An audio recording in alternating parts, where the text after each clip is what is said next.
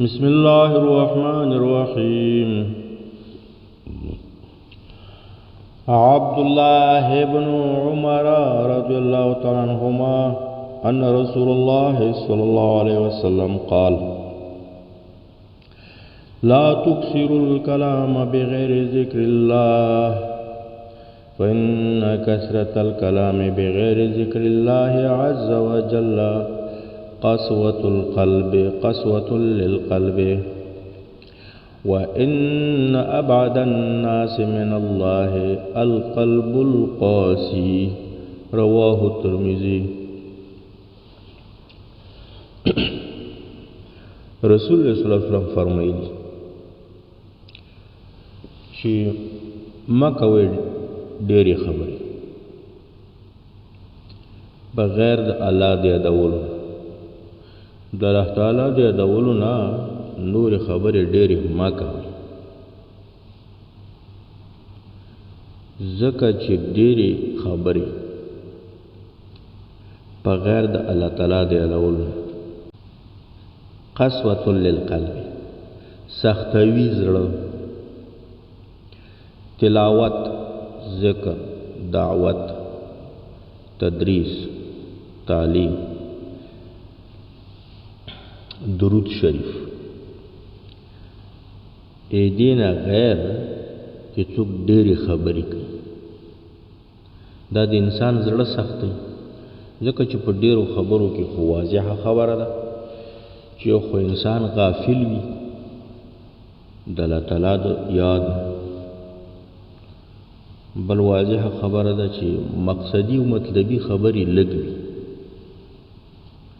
نو دا نورې خبرې څنګه شوي؟ چټي او لغوه بې فایدې.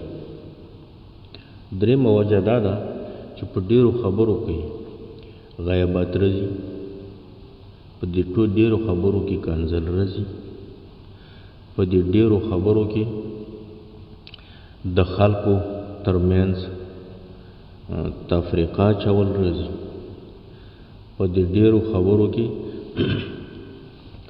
د یو چا ته شیطانی کول راځي، په دې ډېرو خبرو کولو کې د دنیا خبرې راځي، د فحاشۍ خبرې راځي. نو دا ټول هغه ګناهونه دي چې د څه شي نه پیدا شوي؟ د ډېرو خبرو نه. نو ځکه دې سره د انسان زړه سختېږي. بیا نبي علیه السلام فرمایي چې ډېر لرې سړی په خلقو کې د الله نه، د الله تعالی نه ډېر لرې سړی په خلقو کې څوک دی؟ القلب القاسي، هغه انسان دی چې هغه د سخت زړه والا وي. چې د چا زړه سخت وي دا انسان د الله تعالی نه ډېر لري،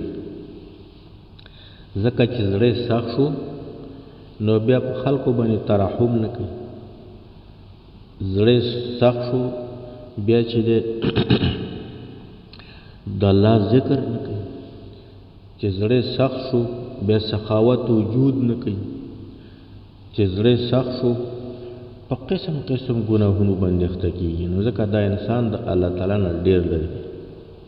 نو چا زړه سخت وي نو دا د الله نه ډېر لري. او د زړه سختوالی چې شي نه پیدا کېږي؟ د ډېرو خبرونو.